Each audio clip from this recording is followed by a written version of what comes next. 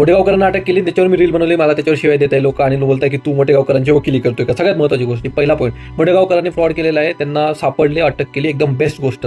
फक्त मोठेगावकरांना जर अटक करत असतील तर तुम्हाला पेढा देऊन शांत करण्यात येत आहे.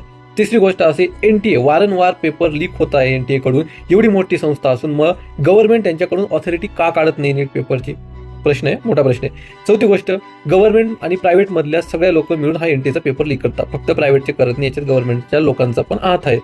सहावी गोष्ट, गव्हर्नमेंट आणि प्रायव्हेट काही वेगळी गोष्ट नसते, बिझनेस आणि गव्हर्नमेंट हे सगळे जुळलेले असतात. आता पेपर लीकशी याचा काय संबंध आहे?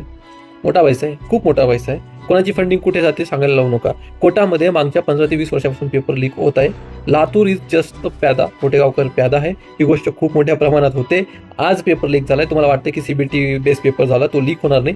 जेव्हा एनटीएचा तो कोणतरी आला ना, तो बोलतो की हां थोडं कमी होईल, तो सुद्धा श्युरिटी अजून सुद्धा देत नाही. तर तुम्हाला असं वाटतं की वकिली करतोय, तर हे चुकीचं आहे. तुम्हाला फक्त पेढ्या दिला जात आहे, न्यूज चॅनलवर दाखवलं जाते. आता याचा पूर्ण संबंध राजकारणाशी 100% येतोय. आता मी डिटेलमध्ये नाही सांगणार कोणाचा संबंध कुठे येते, कोण का पकडलं गेलेलं आहे. तर तुम्ही थोडंसं जास्त नाही, थोडेसे कनेक्शन लावले ना, तर तुम्हाला कळेल की तुम्हाला न्यूज चॅनलमधून जे दाखवायचं आहे तेच दाखवून राहिले. मागच्या गोष्टी खूप आहे जे तुम्ही अजून बघितल्या नाही. त्यामुळे कमेंटमध्ये शिव्या देण्यापेक्षा इम्पॉर्टंट असेल की फॅक्ट समजून घ्या.